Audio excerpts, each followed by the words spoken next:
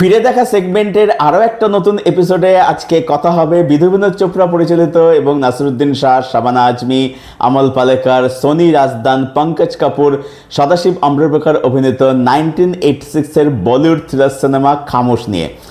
আপনারা নিশ্চয়ই জানবেন যে এই সিনেমাটা রিসেন্টলি 40 বছর পূর্ণ করেছে। বিধু বিনোদ চোপড়া তার নিজের ফেসবুক পেজে এটা জানিয়েছেন। এবারে এই ছবিটাকে নিয়ে কথা বলছেন, কারণটা কি? শুধুমাত্র 40 বছর সেলিব্রেশন করা?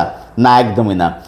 অ্যাকচুয়ালি এই যে সিনেমাটা, এই ছবিটা হচ্ছে একদম একটা ওল্ড স্কুল থ্রিলার সিনেমা। মানে আপনি এরকম থ্রিলার সিনেমা কিন্তু অনেকবার দেখেছেন, কিন্তু কথা বলা হচ্ছে যেটা কারণ, সেটা হচ্ছে যে এই সিনেমাটার হচ্ছে স্মার্ট রাইটিং। জেনারেলি আমরা যেটা দেখতে পাই সেটা হচ্ছে যে কি হয়, ধরুন এই যে যেগুলো ধরুন ওল্ড স্কুল থ্রিলার সিনেমা যেগুলো হয়, ডিরেক্টরের উদ্দেশ্য কী থাকে যে আমি প্রথমে বা শুরুর দিকে বা ক্লাইম্যাক্স আগে অবধি কোনো কিছু দেখাবো না, কিচ্ছু রিভিল করব না, যা রিভিল করার আমি ক্লাইম্যাক্সে করব। আমি ক্লাইম্যাক্সে গিয়ে আলটিমেট ক্লাইম্যাক্সে গিয়ে আমি অডিয়েন্সকে একটা বিশাল শক বলে প্রোভাইড করব, একটা মারাত্মক টুইস্ট আমি নিয়ে আসবো। যার ফলে কি হয়, অনেক ক্ষেত্রে আমরা যেটা দেখতে পাই যে যেহেতু ডিরেক্টর সব কিছু লুকিয়ে রাখতে চাইছে, সেভাবে ইভেন্ট কিছু থাকে না। যার ফলে কী হয়, ক্লাইম্যাক্স আগে অব্দি সিনেমাটা কিন্তু অনেক ক্ষেত্রে কিন্তু মানে বোর হয়ে যায়, অডিয়েন্সকে বোর করতে থাকে।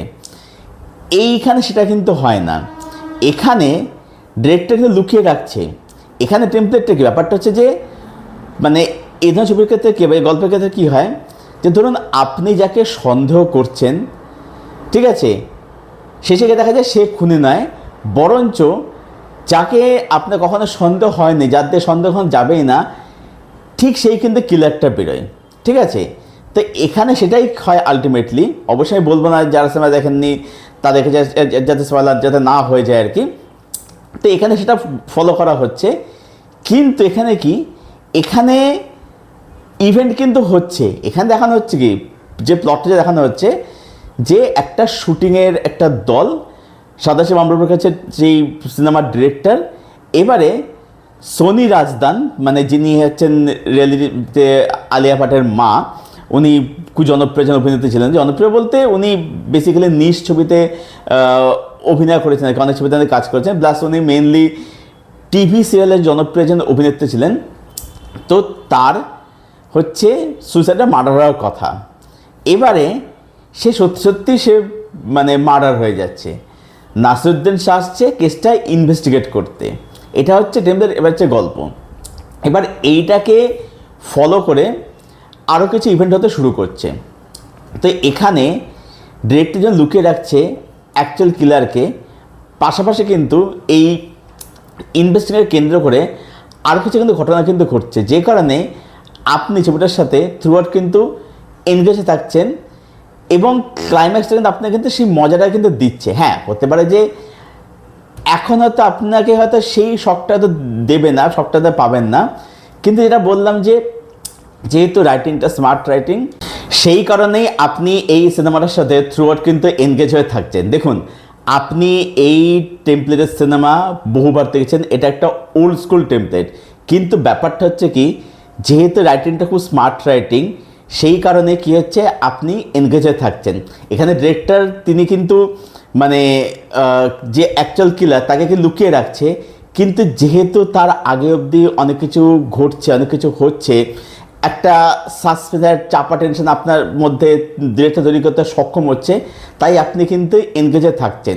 ঠিক আছে, এটাই হচ্ছে স্মার্ট রাইটিংয়ের একটা খুব ভালো প্রাইম একটা এক্সাম্পল। নেক্সট হচ্ছে সিনেমার মধ্যে যারা অভিনয় করছে, প্রত্যেকের পারফরমেন্স কিন্তু দেখবার মতো। এখানে নাসিরুদ্দিন শাহের সঙ্গে এখানে প্রত্যেকে ব্রিলিয়ান্ট অ্যাক্টর।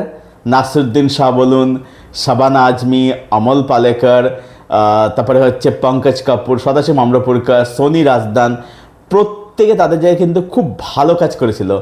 এবং বা শাবানা যেহেতু এই যে স্লিপ ওয়াকিং করা, ঘুমের মধ্যে হাঁটা, এই ব্যাপারটা একটা বেশ ইউনিক ব্যাপার যোগ করে ছবিটার মধ্যে আর কি। যদিও দেখুন আপনি এরকম জিনিস মানে হাজারবার দেখে নিয়েছেন আর কি, কিন্তু মানে যেহেতু তারা খুব মানে কনভিনসিংলি পারফরমেন্স দিচ্ছে, সেই কারণে কিন্তু আপনি এনগেজ হয়ে কিন্তু থাকছেন। ঠিক আছে, চরিত্রগুলোর সাথে।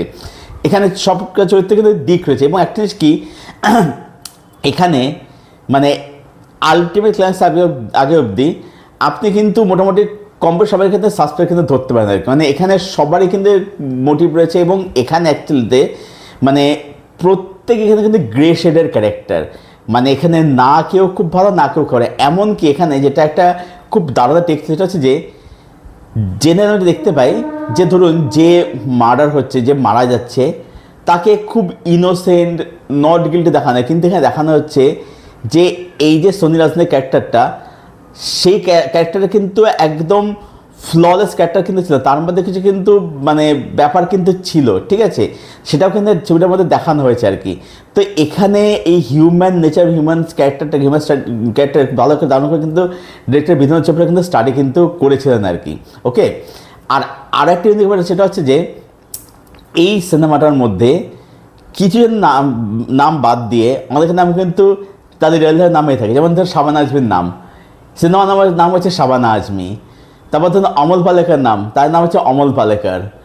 সোনি রাজদানের নাম, তার নাম হচ্ছে সোনি রাজদান। তো এই ব্যাপারটা এখানে রাখা কিন্তু হয়েছে। হ্যাঁ, মানে দেখা যাচ্ছে এরা সব ফিল্ম আর্টিস্ট, কিন্তু এরা এই নামে এরা অভিনয় করছে এরকমভাবে, এরা মানে একটা মেটার ব্যাপার এখানে ছবিটার মধ্যে রাখা হয়েছে আর কি। ছবিটা টেকনিক্যালি বলবো যে বেশ ভালোই। এখন কি দেখতে গেলে যে খুব যে পলিশ সেটা আমি বলবো না, তবে কিন্তু ভালো, মানে যে লুক অ্যান্ড ফিল বা এই যে একটা পাহাড়ি জায়গাতে পুরো জিনিসটা শ্যুট করে যায় বা ব্যাপারটা ঘটছে আর কি, কী হয় মানে পাহাড়ি জায়গায় গেলে না একটা ফগি ব্যাপার থাকে, তো ওই থ্রিল ব্যাপারটা আরও ভালোভাবে কিন্তু ফুটে কিন্তু আসে। যেটা বললাম যে এটা একদম একটা ওল্ড স্কুল টেমপ্লেটের গল্প, কিন্তু যেহেতু স্মার্ট রাইটিং, স্ট্রং পারফরমেন্স এবং তার সাথে অবশ্যই মানে ক্লাইম্যাক্স আগে অব্দি অনেক কিছু ঘটছে, লুকিয়েই রাখছে ডিরেক্টর মানে আলটিমেট কিলারকে, কিন্তু যেহেতু তার আগেও অনেক কিছু ঘটছে বলে আপনি এনগেজে থাকছেন। তো এটাই হচ্ছে আমার ওপিনিয়ন, আমার টেক খামোশ এই ছবিটাকে কেন্দ্র করে। তো আমি তো বলবো যে এই ছবিটা যারা আপনারা দেখেননি, আপনার ছবিটা দেখুন, অবশ্যই দেখুন। ছবিটা ইউটিউবে ফ্রিতেই অ্যাভেলেবেল আছে। টেমপ্লেট যারা পরিচিত হলেও স্মার্ট ট্রেন কীভাবে করতে হয় সেটা হচ্ছে আপনি ছবিটা দেখলে বুঝতে পারবেন, শিখতে পারবেন। এটাই ছিল আমার ওপিনিয়ন, আমার টেক খামোশ এই ছবিটাকে কেন্দ্র করে। যারা ছবিটা এখনও পর্যন্ত দেখেননি, এই ভিডিও থ্রুতে ছবিটা বেশি আপনারা জানলেন, তাদের বলে ছবিটা আপনারা অবশ্যই দেখুন। ইউটিউবে একদম ফ্রিতে অ্যাভেলেবেল আছে। খুব একটা বড় ছবি নয়, ওই 1.25 ঘন্টার মতো। তো দেখুন এবং দেখে এসে জানাবেন ছবিটা আপনাদের কীরকম লাগলো। আর ছবিটা যাদের দেখা আছে তারা জানাবেন কমেন্ট করে ছবিটা তাদের এখনও কীরকম লাগে, বা এই ছবিকে ঘিরে আপনাদের যদি কোনো স্মৃতি জড়িয়ে থাকে সেটা অবশ্যই জানাবেন কমেন্ট করে। কারণ অনেক ক্ষেত্রে দেখা যায় যে পুরনো ছবি নিয়ে কথা বললে সেই পুরনো ছবিকে কেন্দ্র করে বহু মানুষের মধ্যে কোনো পুরনো কোনো স্পেশাল স্মৃতি জড়িয়ে থাকে, সেটা অবশ্যই শেয়ার করে জানাবেন।